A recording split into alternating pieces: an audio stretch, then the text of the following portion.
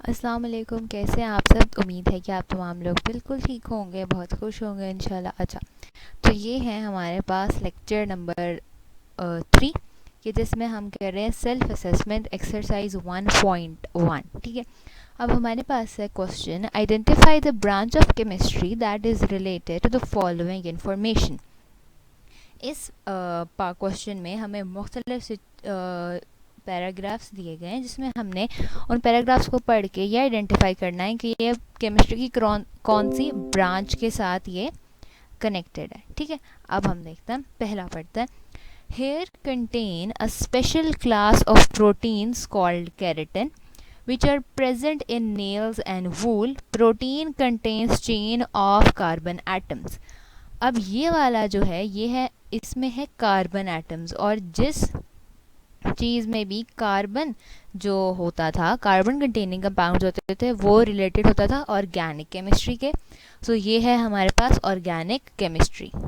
ठीक है, अच्छा, अब हमारे पास उसके बाद अगला है दूसरा, acetylene is the simplest hydrocarbon that contains carbon carbon triple bond.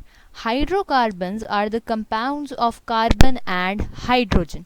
अब देखें कि इसमें कार्बन भी आ गया और इसमें हाइड्रोजन भी आ गया, इसमें ये दोनों चीज़ें आ गई हैं। तो इसकी वजह से अब ये ऑर्गेनिक तो नहीं रहा, सिर्फ ऑर्गेनिक तो वो होता है कि जिसमें सिर्फ कार्बन हो, लेकिन इसमें कार्बन के साथ साथ हाइड्रोजन भी आ गए, तो ये हमारे पास इनऑर्गेनिक केमिस्ट्री की एग्जाम्पल है। ठीक है, उसके बाद हमारे पास ये तीसरा क्वेश्चन है, ये वाला है। ठीक है, अच्छा, अब हम इसे पढ़ते हैं। White lead is a pigment used by artists for centuries.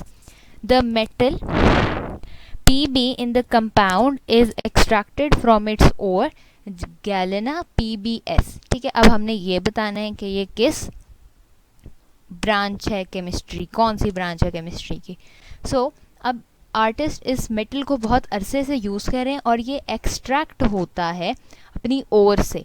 तो किसी भी चीज़ को अगर हमने प्योरीफाई या रिफाइन करना होता है तो वो इंडस्ट्रीज़ ही में होती हैं, तो इसलिए ये है हमारे पास इंडस्ट्रियल केमिस्ट्री। ठीक है, अब हम और ऊपर आ जाते हैं। ये है हमारे पास sulphuric acid H2SO4 is extremely corrosive to skin, यानी स्किन को सल्फ्यूरिक एसिड जिसका फॉर्मूला H2SO4 है बहुत ज़्यादा नुकसानदेह होता है। तो ये हमारे पास है इन्वायरमेंटल केमिस्ट्री की एग्जाम्पल।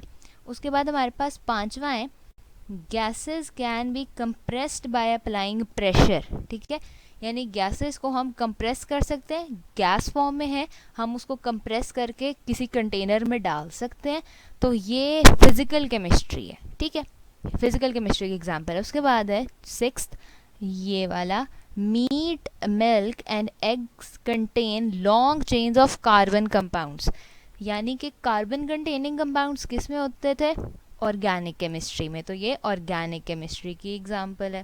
ठीक है, अब ये आ गया हमारे पास, फिर सेवेंथ है ये वाला, element radium decay by emitting alpha particles and is converted into another radon. अब इसमें हमारे पास रेडियम आ गया। अच्छा, अब हमारे पास यहाँ है अल्फा पार्टिकल्स। ठीक है, यहाँ तक अल्फा पार्टिकल्स है, और ये एक अदर एलिमेंट रेडॉन में चेंज हो जाता है, रेडियम जब वो डिके होता है, तो ये हमारे पास न्यूक्लियर केमिस्ट्री की एग्जांपल है। ठीक है, अच्छा, उसके बाद हमारे पास लास्ट है eighth, calorimeter is a device that measures the amount of heat a substance absorbs on heating और एमिट्स ऑन कूलिंग। तो ये हमारे पास किस चीज़ की एग्जांपल है, वो कह रहे हैं कि कैलोरीमीटर एक डिवाइस है जो मेजर करता है कि हीट कितनी है। अब एक सब्सटेंस है जो हीट को एब्जॉर्ब कर लेता है या वो एमिट करता है हीट को कूलिंग पे, तो ये कौन सी ब्रांच है केमिस्ट्री की, ये उसकी प्रॉपर्टीज़ है, ये उसकी कॉम्पोजिशन है, तो इस वजह से ये है हमारे पास एनालिटिकल केमिस्ट्री। तो ये थी हमारी एक्सरसाइज सेल्फ असेसमेंट 1.1। उम्मीद है कि आप लोगों को ये समझ में आ गया होगा और आप लोगों को बहुत ज़्यादा हेल्प मिली होगी इससे।